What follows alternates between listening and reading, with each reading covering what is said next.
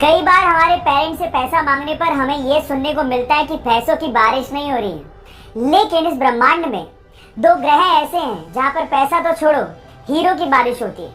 और वो दोनों ग्रह हैं जुपिटर एंड सैटर्न, जहाँ के एनवायरनमेंट में बहुत ज्यादा कार्बन है। और मौसम में चेंज की वजह से उस कार्बन पे जब भी बिजली गिरती है तो वो कार्बन हार्ड होके ग्रेफाइट में कन्वर्ट हो जाता है और उसके बाद एटमॉस्फेरिक प्रेशर की वजह से वो तुरंत हीरे में कन्वर्ट होके बरसने लगता है।